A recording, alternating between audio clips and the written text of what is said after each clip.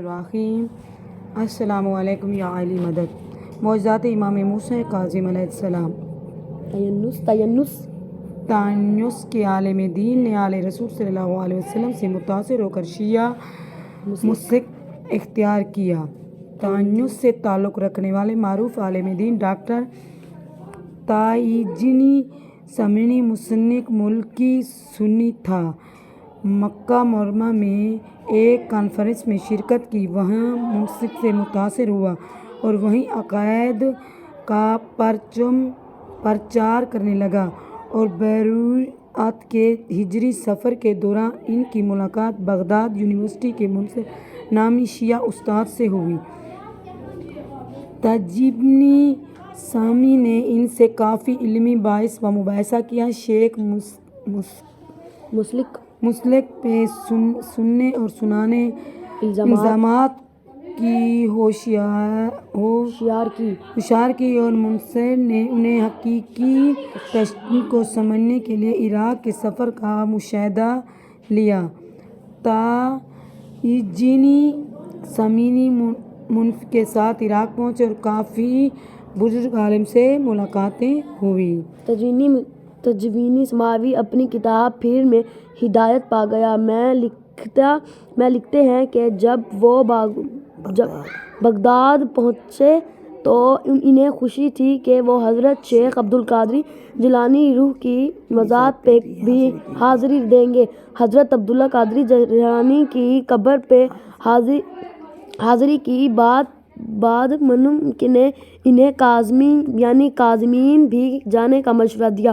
جب تائیجنی ساماوی قازقس کی قبر پہ آئے، ساتھ ہی کے بتانے پہ معلوم ہوا کہ یہ قبر پیغمبر صلی اللہ علیہ وسلم کی اولاد میں سے ایک بزرگان اعلیٰ ترین ہستی حضرت امام موسیٰ کاظم علیہ السلام کی ہے۔ وہاں زائرین کے بلند آواز میں درود و سلام سن کر اور حرم میں روحانیت اور تائیجنی سامعین کے دل میں یہ بہت اثر کیا، اور جیسے جیسے وہ امام موسیٰ کاظم علیہ السلام کے بارے میں جانتے گئے، وہ اپنے آپ میں شرمندہ ہونے لگے۔ ہم مسلمان کیوں اولاد رسول سے اس قدر بے خبر ہیں کہ حضرت عبدالقادر جیلانی روح کی فضیلت کو بیان کرتے ہیں، مگر ائمہ اہل بیت کے بارے میں جانتے تک نہیں۔ تائیجنی سامی نے عراق کے سفر کے بعد منصف تشیع قبول کر لیا اور تائیس میں منتقل اور تعلیمات محمد و آل محمد پرچار کر رہے۔ تائیجنی سامی کا واقعہ لکھنے کا مقصد یہ تھا کہ ہم میں سے بشیر مسلمان پیر فقیر اول اللہ کا ذکر اور زور شور انتہائی عقیدت و احترام سے کرتے ہیں، مگر جب ان سے آل رسول کے بارے میں سوال کیا جائے تو لا علمی کا اظہار کرتے ہیں۔ آغا آپ کا یہ نظریہ مطلب نہیں کہ وہ اہل بیت طاہرین سے بغض رکھتے ہوں گے، اصل بات یہ ہے کہ انہیں بچپن سے کسی نے بتایا ہی نہیں کہ ان کے منبر سے جنت و جہنم اور حوروں کے بیانات ہوتے ہیں اور مسکنی اختلافات بیان کیے جاتے ہیں، مگر رسول خدا صلی اللہ علیہ وسلم کی اولاد اور ان کی تعلیمات کا ذکر بہت کم کیا جاتا ہے، جس کی وجہ سے نسل در نسل وہ اہل بیت طاہرین سے دور رہتے چلے آ رہے ہیں۔ سوشل میڈیا ایک بہترین پلیٹ فارم ہے۔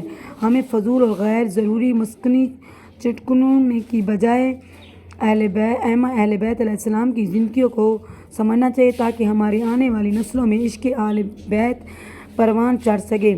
امام موسیٰ کاظم علیہ السلام امام صادق علیہ السلام کے بیٹے ہیں۔ امام صادق علیہ السلام امام محمد باقر علیہ السلام کے بیٹے ہیں۔ امام علی ابن حسین علیہ السلام زین العابدین امام ساجد علیہ السلام کے، امام علی ابن حسین والی اولاد کربلا امام حسین کے بیٹے ہیں۔ آپ ساتویں امام کے درجے پر فائز ہیں۔ آپ 7 صفر 128 ہجری کو حج کے سفر سے واپس پر مکہ معظمہ اور مدینہ منورہ کے درمیان مقام ابو میں پیدا ہوئے تھے۔ مقام ابو آل رسول کے لیے معتبر ترین مقام ہے، کیونکہ وہاں رسول خدا صلی اللہ علیہ وسلم کی والدہ ماجدہ دفن ہے۔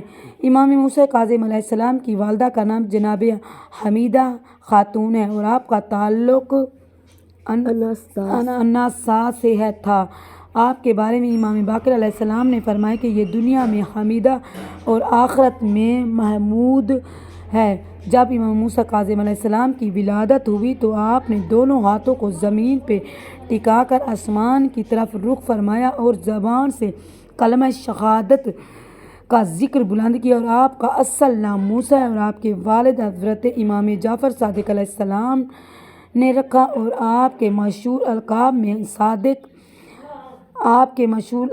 میں کاظم، عبدالصالح، نفس زکیہ، امی، اباب الحوائج ہے، لیکن کاظم اس لیے مشہور ہو گیا ہے کیونکہ آپ پر برا سلوک کرنے والے اور آپ کو ستانے والوں کے ساتھ بھی درگزر فرماتے تھے، ان پہ احسان کرتے تھے اور غصے کو بھی ظاہر نہ ہونے دیتے تھے۔